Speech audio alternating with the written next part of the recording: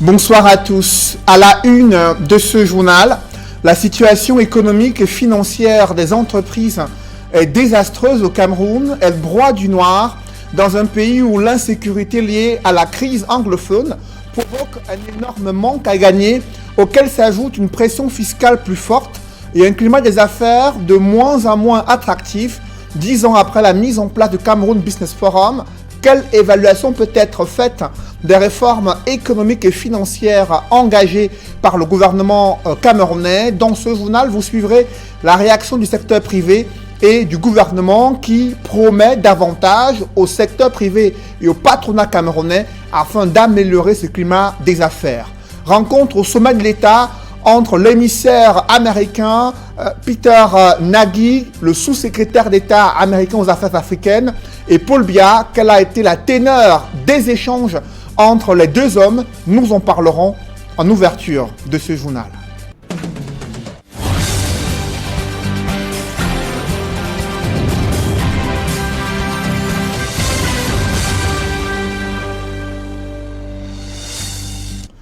Merci de suivre cette édition complète de l'information sur Equinox Télévision. Le sous-secrétaire d'État américain aux affaires africaines s'est entretenu avec le président de la République du Cameroun. Les échanges entre Tibor Nagy et Paul Biya ont duré 1 heure. Au palais de l'Unité, l'émissaire de Donald Trump a témoigné de l'intérêt des États-Unis pour le Cameroun. Il a précisé à l'attention de la presse qu'il n'est ni ange ni démon, mais il représente le gouvernement américain. Et sur le compte officiel Facebook de Paul Biya, une image illustrant ce cadeau du président Paul Biya offert à l'émissaire de Donald Trump. Il faut également préciser que la situation humanitaire dans les régions anglophones préoccupe le pape François. Il a envoyé un message spécial à Paul Biya, président de la République du Cameroun, et ce message a été transmis au président Paul Biya par le nonce apostolique. La rencontre entre l'émissaire du Saint-Siège et Paul Biya s'est déroulée également ce lundi au palais de l'Unité du côté de Yaoundé. Et dans l'actualité nationale, évoquons à présent le sort réservé à ces commerçants du marché Congo après cet énième incendie survenu en fin de semaine dernière. La question du recasement de ces commerçants sinistrés se pose avec acuité. Ils ne savent plus à quel sens se vouer malgré les promesses des autorités administratives. Quel lieu de recasement provisoire pour ces commerçants? C'est un reportage que signe Jilingue Nyondé. Je vous parlais donc de ce reportage concernant les commerçants sinistrés du marché Congo à Douala, quelques jours après un énième incendie survenu dans cet espace marchand. Quel est le lieu de recasement pour ces commerçants sinistrés qui ne savent plus à quel sens se vouer? Élément de réponse avec Julie Nguenyondé. Quelques jours après l'incendie qui a dévasté une partie du marché Congo, dans l'arrondissement de Douala 2e, les commerçants sont délaissés à eux-mêmes. Ils ne savent où aller, encore moins à quoi ressemble leur lendemain. C'est que, depuis l'incident, les activités tournent au ralenti. Les commerçants déambulent en longueur de journée à la recherche d'un espace pour reprendre leurs activités. En fait, depuis l'incendie qui s'est produit au marché Congo, nous sommes à la belle étoile. Ça veut dire qu'il est difficile de vivre dans ces situations-là. D'autant plus que les clients qui savaient déjà comment nous repérer, ils sont là, ils montent, ils descendent, ils n'ont plus de repères. Et ça fait que nos familles, nous ne parvenons plus à les nourrir. Déjà, même pour avoir une place, avoir une place ici, il faut sortir de bonne heure pour avoir une place. Et là, vraiment, ça nous laisse dans une désolation totale. Donc, franchement, je vends les tissus dans ce marché. Voilà, comme vous voyez, ma boutique va brûler ici en haut. Comme ça ne suffit pas, ça va encore brûler en bas. Donc ma vie est maintenant en ballottage. Le site de recasement du marché des chèvres, là, franchement, c'est l'eau place à la mer. Le site de recasement en question est situé au lieu-dit marché des chèvres. Certains commerçants se plaignent du manque de viabilisation de l'espace concerné. Il y a toutes les agressions là-bas, il n'y a pas de poste de police, il n'y a pas de sécurité là-bas. C'est même pas ménagé, c'est pas encore ménagé. La réalité, c'est que jusqu'au jour d'aujourd'hui, nous sommes déjà à 1 mois, rien n'est fait. Si en réalité il n'y avait rien site, c'est qu'on nous aurait déjà recasé de ce côté-là. Pour en avoir le cœur net, nous nous sommes rendus sur le site. Ici, c'est la broussaille qui accueille les visiteurs. Et cette pancarte qui renseigne sur la réservation de cet espace pour la construction de la cité des douanes. Aucun signe d'aménagement ne laisse entrevoir une zone de recasement provisoire pour les commerçants sinistrés du marché Congo. Du coup, c'est la confusion totale dans les esprits. Et le site qu'on nous parle au TZF, où c'est TZF, où c'est au marché des chefs, n'est pas assaini. C'est pas assaini. Et puis, on ne sait pas, bientôt 1 mois, nous sommes au soleil tous les jours, nous montons, nous descendons. Nous sommes dépassés vraiment. Que le président fasse quelque chose pour nous. En l'espace d'une dizaine de jours, des incendies ont été déclarés au moins 2 fois dans ce marché, réduisant en cendres plusieurs centaines de boutiques. Le gouvernement a promis des mesures d'accompagnement et la modernisation de ce marché. Parlons à présent de la problématique des médicaments de la rue, notamment dans l'arrière-pays. Ce problème qui se pose avec acuité des Camerounais résidant dans le monde rural qui préfèrent consommer des médicaments de la rue au lieu de se rendre dans les pharmacies, ce qui cause d'énormes problèmes de santé, comme vous allez le voir dans ce reportage. Situé à 25 km environ de Kekem ou de la Moumé, par Bafang dans le département du Onkam, Bandoum, c'est sa chefferie traditionnelle de 3e degré, sa chapelle catholique romaine, son école maternelle, son école primaire, dont l'un des bâtiments est le fruit des efforts des villageois eux-mêmes. Bandoum, c'est aussi ses bonnes fontaines, dont les robinets sont au régime sec, et surtout son centre de santé, financé par le Programme national de développement participatif, PNDP, du Minepat. Auparavant, on souffrait de beaucoup de maladies, il n'y avait pas de centre de santé. On était obligé de se faire soigner par des herbes, la médecine traditionnelle, quoi. On a eu la chance d'avoir sur pied un hôpital. Bandoum dispose d'un centre de santé qui brille par sa clarté. Le problème ici, c'est l'absence de médicaments. La pharmacie de l'hôpital n'est pas approvisionnée. Depuis que je suis venu ici, comme chef de centre, il y a beaucoup de malades qui viennent ici, mais comme le village ici est très éloigné, c'est un peu difficile pour le problème de médicaments. La construction du centre n'a résolu qu'en partie le problème de santé à Bandoum. Une fois l'ordonnance prescrite, il faut courir jusqu'en ville pour trouver des médicaments, avec le risque pour le malade de mourir entre-temps. Notre santé est là, mais il n'y a pas de produits. La pharmacie est vide. Il faut qu'on parle en ville avant de chercher les produits. L'hôpital a été donné, on a conçu, mais la pharmacie est vide, on n'a pas de médicaments. Donc même quand on tombe malade de la cible, même l'infirmière chef nous prescrit les produits, on est obligé de se déplacer, soit aller à Chang, Bafang, Konsamba ou Melon pour s'approvisionner pour des médicaments. Donc c'est encore pénible. Le centre de santé de Bandoum accueille beaucoup de malades.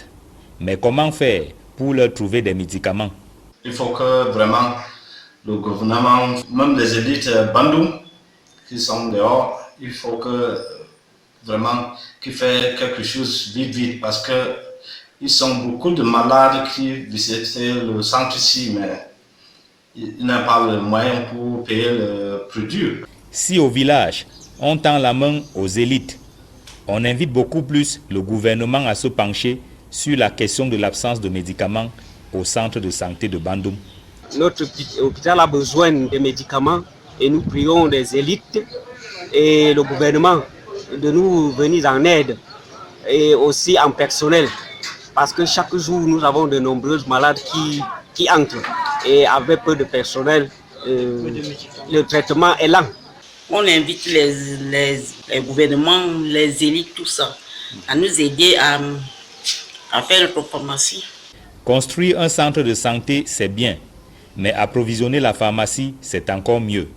C'est ce que semblent dire les populations de Bandung face aux problèmes de santé dont elles sont victimes. Restons dans la région de l'Ouest où la vente du chanvre indien prend de l'ampleur. Un présumé vendeur du chanvre indien a été interpellé et dans ses bagages, un important stock de chanvre indien saisi par les éléments de la gendarmerie à Batié dans la région de l'Ouest. D'autres précisions avec Andine Gagnou et Isabelle Carole Zoupet. Désormais, entre les mains des éléments de force de l'ordre de la brigade de gendarmerie de Batié, ce présumé vendeur de chanvre indien a été pris la main dans le sac alors qu'il ensachait soigneusement sa marchandise d'un autre genre avant de l'écouler clandestinement sur le marché. Il avoue s'approvisionner dans la ville de Bafoussam et affirme que les jeunes constituent la majorité de sa clientèle. C'est un gars Bafoussam qui me donne ça. C'est pas toi que tu es. C'est un gars Bafoussam qui vient avec lui. Et il te demande de faire quoi de ça? Regarde ici. Il ne peut pas. Il demande de faire quoi de ça? Que je vends. Que tu vends? Oui. Tu vends ça à qui? Regarde ici. Oui. Tu vends à qui? Aux gens qui viennent, les enfants, les jeunes qui viennent chercher. Les jeunes d'où? Les jeunes venant, sortant de Batié et d'autres peut-être de Baham. Oui. Au domicile de ce présumé trafiquant de drogue où il a été arrêté, une importante quantité de chanvre indien a été saisie. Conscient du sort qui lui est réservé, il regrette amèrement d'avoir exercé illégalement cette activité. Je ne vais plus jamais toucher à ça dans ma vie, puisque je le sais actuellement, ce n'était pas de bon matériel. Une enquête a été ouverte par les forces de maintien de l'ordre pour démanteler tout ce réseau de trafiquants de drogue. Un autre trafic qui suscite l'inquiétude des populations, c'est celui des ossements humains. Présumé trafiquant a été interpellé à Douala et arrêté en possession d'un sac contenant des ossements humains en provenance du Septentrion. Le récit des faits avec Innocent Abega et Jean-Paul Chouniat. Dans la cour du groupement de gendarmerie territoriale de Douala, Mohamedou Abo expose une marchandise hors du commun, des ossements humains. L'homme déclare avoir reçu ce colis des inconnus dans le nord Cameroun pour Douala. Coût de la prestation de transport-livraison, 100 000 francs CFA. Il serait entré en contact avec ses fournisseurs sur conseil de quelques amis. Ils m'ont dit que je veux rencontrer deux messieurs à Ndobo, Bonabiri. Au nom de Ismaïla, quand je rencontre Ismaïla, il va m'amener à la personne. Et une fois arrivé à Douala, Mohamedou Abo contacte cet homme en boubou blanc pour lui proposer le business. Je lui ai dit qu'est-ce qui t'a amené, il dit qu'il veut me voir en privé. Je l'ai fait entrer dans mon salon. Vous avez quoi? Il y a quel problème? Lui, il me dit qu'il a les œufs de lui-même. Il veut que j'achète. Moi, je suis praticien, mais je fais quoi avec les œufs? La transaction foirée, le présumé trafiquant d'ossements humains suggère à son interlocuteur de jouer les démarcheurs auprès de potentiels acquéreurs. Avec au finish, partage du magot de la vente. Le marché conclu, l'homme en blanc au chéchia noir lâche l'information à la gendarmerie. Sous la coordination du commandant sortant de cette unité, le lieutenant-colonel Mvundi Emane et le chef du bureau des enquêtes, Abakashi Sadou, tendent un piège. Et voilà le présumé trafiquant dans la nasse. Je les ai rappelés que j'ai trouvé le Pyrénéen, 2 500 000. Vous allez accepter comme ça? Il dit que oui. Je lui ai donné la destination à l'hôtel ici à Bonanjo. L'infortuné jure de toute sa foi n'avoir jamais été impliqué de près ni de loin dans de pareils trafics. Il voulait juste se faire un peu de sous.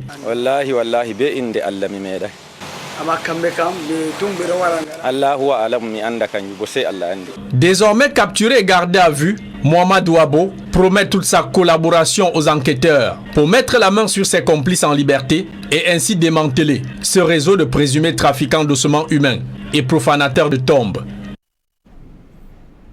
Je vous le disais en titre, la situation économique et financière des entreprises camerounaises est désastreuse.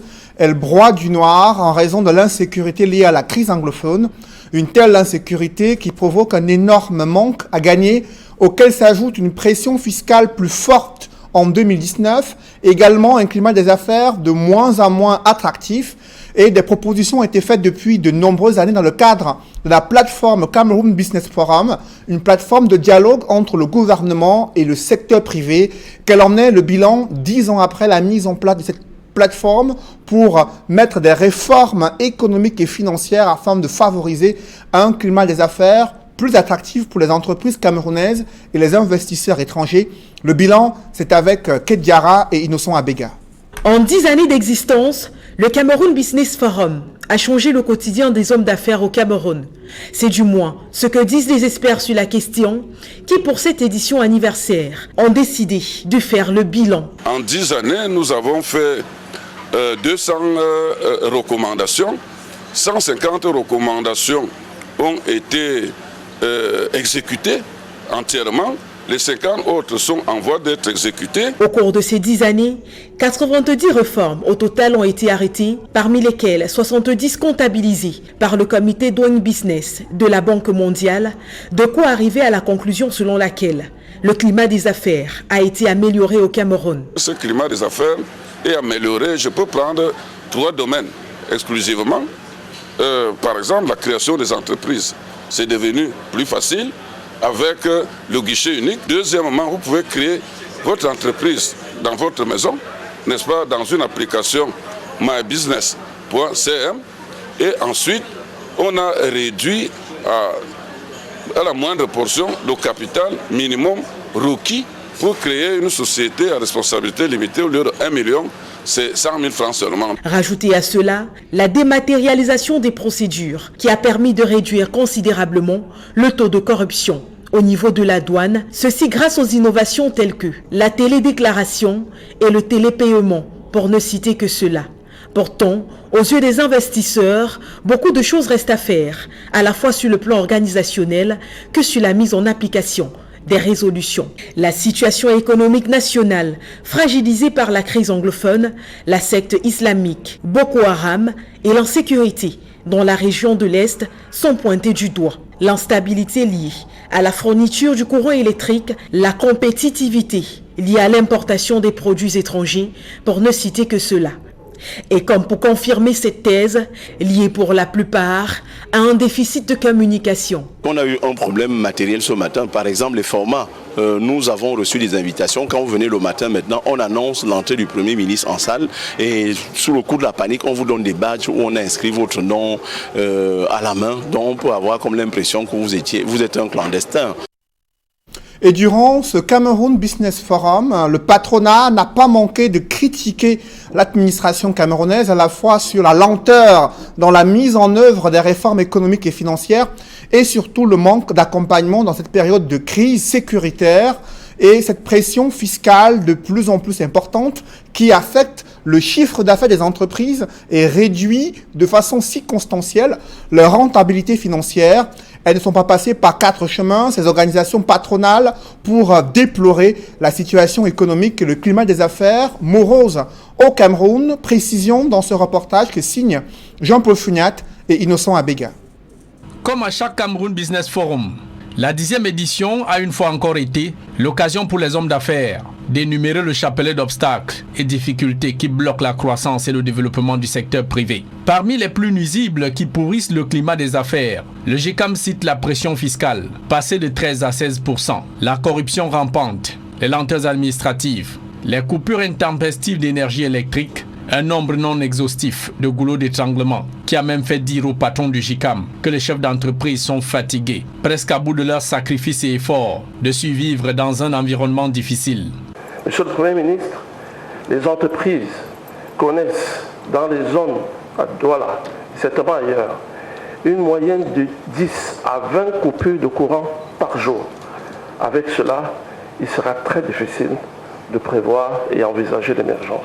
À la suite du GICAM, entreprise du Cameroun et CAM dit toute la déception du milieu des affaires sur la non prise en compte de leurs préoccupations dans l'élaboration de la loi de finances 2019. Une chose est de faire des réformes, une autre chose est de les appliquer. Et c'est là où on constate que le Cameroun pêche quand même énormément. Et la crise anglophone en a même rajouté à la morosité qui frappe l'économie camerounaise. Sur des problèmes spécifiques soulevés au cours des échanges entre le secteur public et le secteur privé, les différents ministères et administrations interpellés ont demandé aux hommes d'affaires de prendre leur mal en patience, indiquant que les lignes vont bientôt bouger avec la mise en œuvre d'une stratégie gouvernementale pour éclaircir le ciel des affaires du Cameroun. En dépit de toutes ces assurances du gouvernement, les chefs d'entreprise affichent grise mine sur l'ensemble des recommandations prises à ce 10e Cameroun Business Forum. Ils ont plutôt hâte de voir toutes ces bonnes intentions traduites en actes concrets afin de garantir la prospérité des entreprises. Et quelles sont ces recommandations dont le gouvernement a pris des engagements au terme de ce Cameroun Business Forum qui s'est tenu à Douala durant cette journée de lundi? Le gouvernement est resté vague sur les mesures d'accompagnement des entreprises camerounaises affectées par la crise anglophone et la situation sécuritaire dans d'autres régions du pays. Le gouvernement également qui a néanmoins promis de s'engager avec une plus grande fermeté dans l'accélération des réformes économiques et financières visant à faciliter les affaires au Cameroun. D'autres précisions avec Donald Brice Kamgan. C'était déjà l'une des questions phares du Cameroun Business Forum 2018, le remboursement de la dette de l'État vis-à-vis des petites et moyennes entreprises.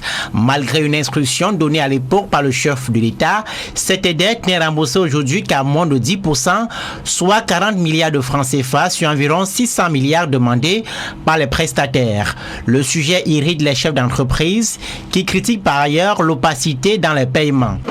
Vous savez, à ce niveau-là, comme j'ai dit, beaucoup de critères peuvent être observés.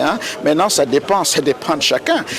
Moi, j'ai par exemple posé des questions à mes collaborateurs. Au lieu de saupoudrer, de payer un peu à plusieurs personnes, est-ce qu'on peut aussi payer une grande somme à certains pour qu'on en finisse avec eux et commencer avec les autres? Mais ce critère aussi pose des problèmes parce que les autres vont dire mais ça fait longtemps que nous attendons. Donc moi, je suis prêt à accueillir le secteur privé pour que lorsque les 6 milliards sont là, c'est ce que nous mettons régulièrement parce que nous épongeons quand même, on ne le dit pas, mais nous épongeons. Autre sujet qui revient, la forte pression fiscale sur les entreprises.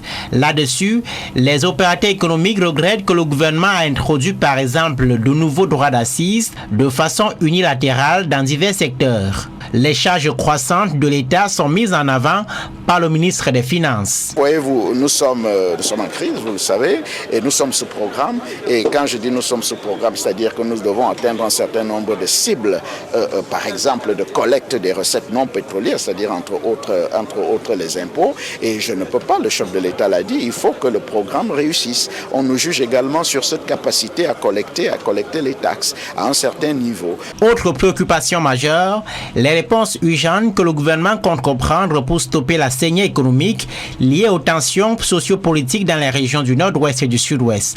Le Premier ministre s'est contenté d'indiquer que la question est une préoccupation de premier plan pour le président de la République, sans en dire plus, élaborant par contre sur les recommandations implémentées depuis 2009, date du premier Cameroun Business Forum pour l'amélioration de l'environnement des affaires. La possibilité de procéder à la création en ligne d'une entreprise grâce au guichet électronique mybusiness.cm. Par ailleurs, des avancées significatives ont été enregistrées en matière de dématérialisation de procédures, notamment en ce qui concerne les opérations de commerce extérieur et l'instauration du plan fiscal de la télédéclaration et du télépaiement. De même, les réformes engagées pour simplifier les règles de construction et d'occupation des sols sont très encourageantes. Au sorti de ce 10e Cameroun Business Forum, le gouvernement annonce la mise en place d'un comité paritaire en vue du suivi de la mise en œuvre des recommandations arrêtées.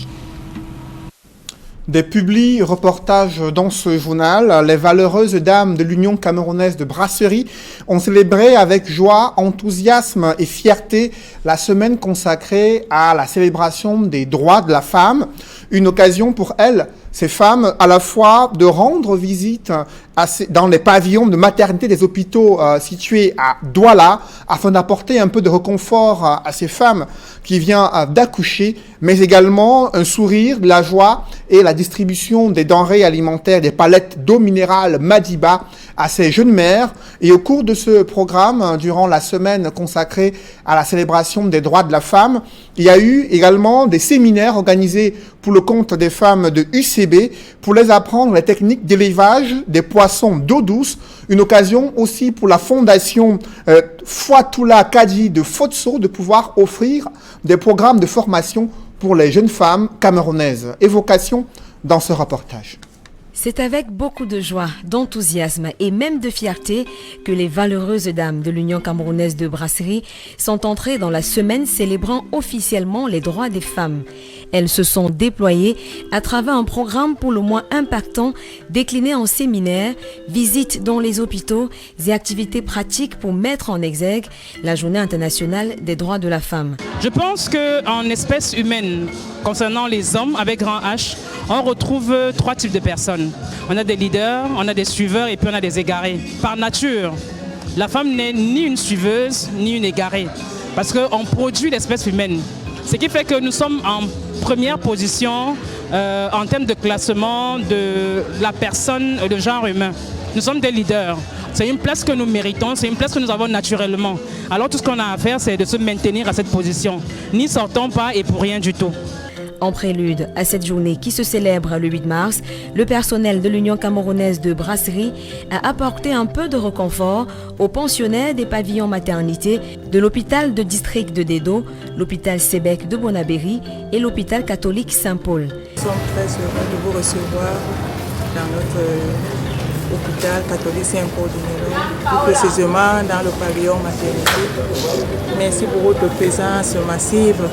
Merci pour les dons que vous avez donnés aux accouchés et merci pour tout. Des sourires, de la joie et de l'espoir donc à ceux qui en ont besoin, ainsi que des palettes d'eau minérale Madiba et autres gadgets personnalisés.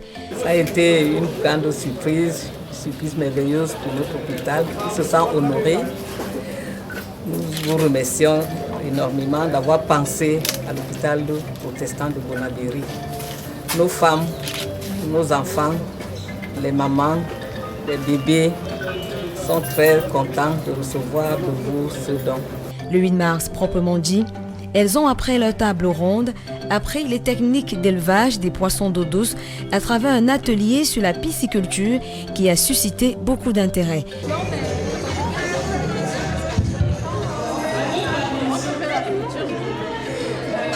Pour clôturer en beauté cette belle semaine de partage et de solidarité, l'entreprise a organisé le samedi 9 mars des activités sportives supportées encore une fois par l'eau minérale Madiba. C'est une très bonne initiative à encourager. Nous sommes très fiers des activités de UCB en tant qu'une entreprise camerounaise à 100%.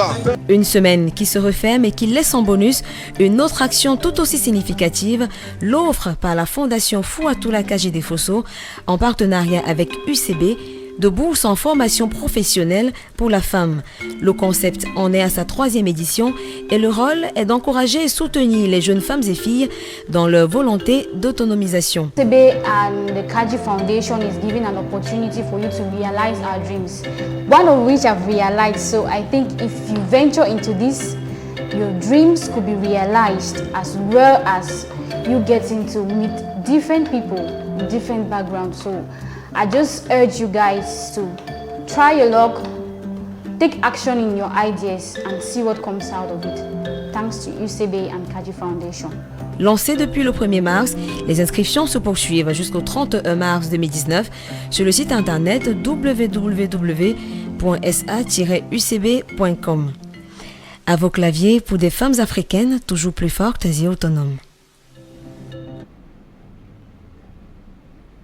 L'établissement de microfinance Advance Cameroun a également marqué un temps d'arrêt pour célébrer son personnel féminin à travers des sessions de formation sur le leadership transformationnel et des activités visant à améliorer la salubrité dans la ville de Douala et d'autres villes du Cameroun. Reportage. Pour sa première phase des activités liées à la Semaine de la Femme, les responsables et le personnel d'Advance Cameroun se rendent au marché de Bonamoussadi pour un service de nettoyage haut de gamme working together to make a better place for all. Elle a donc voulu externaliser cette action environnementale et sociale pour se rapprocher des clients avec qui elle partage son quotidien, pour leur permettre de pouvoir gagner confiance en eux chaque jour, et Advance leur garantit cet environnement sain et propice pour pouvoir faciliter leur commerce. Durant de longues heures, armés de balais brosses, des râteaux, de gangs, de pelles, de brouettes, chaque centimètre carré des rigoles des abords et des allées de l'intérieur du marché sont débarrassés de toutes sortes d'ordures. Merci à Advance pour ce jeudi propre et leur soutien. Très content de travailler dans un environnement très sain aujourd'hui, grâce à Advance. En tant qu'entreprise citoyenne, Advance Cameroun entend rester aux côtés de sa clientèle. Accompagner nos clients est un gage de réussite pour nous, non seulement pour leur démontrer que nous serons toujours près d'eux et qu'ils peuvent toujours compter sur nous à tout instant. Le balayage, la collecte et le transport des déchets se fait sous la supervision du service d'hygiène et de salubrité de la mairie de Douala 5e, qui apprécie l'initiative. C'est une action salutaire qui rentre en droite ligne des activités que la commune mène. Et nous devons, par la voix du maire Ebanda, maire de la commune d'arrondissement de Douala 5e, remercier donc l'entreprise Advance, qui est une entreprise citoyenne, qui a tenu à nous prêter main forte. Devoir accompli, le matériel utilisé est remis aux responsables du service d'hygiène et de salubrité du marché de Bonamoussadi. La deuxième phase des activités est ce Talk Motivation à l'endroit des Advanciennes, qui porte sur le leadership transformationnel impliquant le changement de regard. Changer son regard sur soi-même, il faut apprendre à se faire confiance, il faut apprendre à s'auto-motiver soi-même, ne pas toujours attendre que ce soit l'autre, le chef ou le mari ou la famille qui nous motive. Deuxièmement, il faut changer son regard sur les autres. On a l'habitude de se dire, traite les autres comme toi-même tu souhaiterais être traité. Mais moi ce soir, j'ai dit, traite les autres de la façon dont eux ils souhaiteraient être traités. Comme de bonnes apprenantes, le message est bien assimilé. C'était vraiment une occasion exceptionnelle pour notre management de pouvoir nous accorder cette formation qui nous a permis effectivement de revenir sur plusieurs aspects liés à la motivation et sur des aspects nous permettant de pouvoir concilier notre vie personnelle et notre vie professionnelle, comment gérer tous ces différents aspects, les différents points qui vont nous permettre de pouvoir rester motivés durant toute l'année. C'est dans cet esprit qu'Advance Cameroun, établissement de microfinance agréé de deuxième catégorie, entend rester auprès de sa clientèle et poursuivre son ascension. Mesdames, Messieurs, c'est la fin de ce journal. Merci de l'avoir suivi.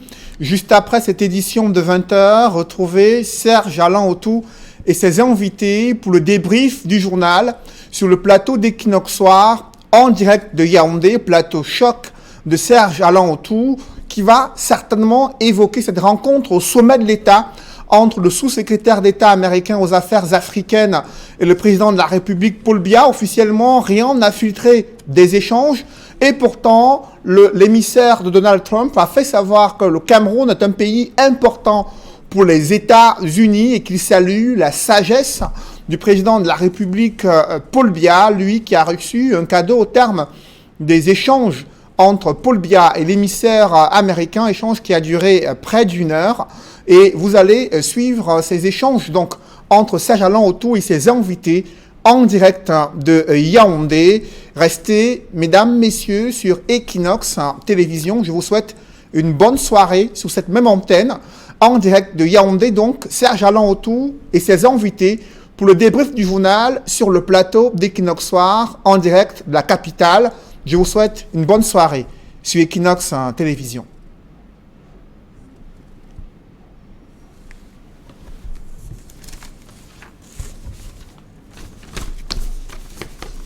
Dans un instant pour le débrief, permettez-moi, madame, monsieur, de vous dire d'abord bonsoir et bienvenue. Nous sommes dans la capitale et je suis bien entouré ce soir. Olivier Biboun.